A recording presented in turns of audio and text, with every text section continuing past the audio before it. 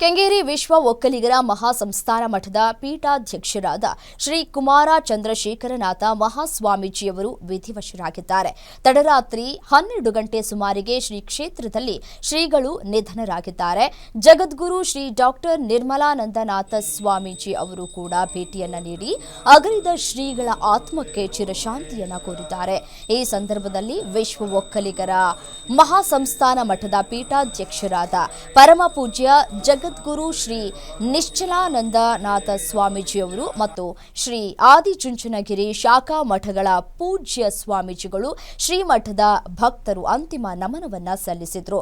ಶ್ರೀಮಠವನ್ನ ಸ್ಥಾಪನೆ ಮಾಡಿ ಶಿಕ್ಷಣ ಕ್ಷೇತ್ರ, ಆಧ್ಯಾತ್ಮಿಕ ಕ್ಷೇತ್ರಕ್ಕೆ ಶ್ರೀ ಚಂದ್ರಶೇಖರನಾಥ ಮಹಾಸ್ವಾಮೀಜಿಯವರು ಅಪಾರ ಕೊಡುಗೆಯನ್ನ ನೀಡಿದರು. ಶ್ರೀಮಠದ ಆವರಣದಲ್ಲೇ ಮಧ್ಯಾಹ್ನದವರೆಗೆ ಶ್ರೀಗಳ ಅಂತಿಮ ದರ್ಶನಕ್ಕೆ ವ್ಯವಸ್ಥೆಯನ್ನ ಕೂಡ ಮಾಡಲಾಗಿದೆ. ಮಧ್ಯಾಹ್ನ 3 ಗಂಟೆಗೆ ವಿವಿಧ ಧಾರ್ಮಿಕ ಮುಖಂಡರು ಪೀಠಾಧ್ಯಕ್ಷರ ನೇತೃತ್ವದಲ್ಲಿ ಭೈರವೈಕ್ಯರಾದ ಶ್ರೀಗಳ ಅಂತಿಮ ವಿಧಿವಿಧಾನಗಳನ್ನು ನೆರವೇರಿಸಲಾಗುತ್ತೆ. ಶ್ರೀಗಳ ಉತ್ತರಾಧಿಕಾರಿ ಪೀಠಾಧ್ಯಕ್ಷರಾದ ಶ್ರೀ ನಿಶ್ಚಲಾನಂದನಾಥ ಸ್ವಾಮೀಜಿಯವರು ಅಂತ್ಯ ಸಂಸ್ಕಾರದ ವಿಧಿವಿಧಾನಗಳನ್ನು ನೆರವೇರಿಸಲಿದ್ದಾರೆ.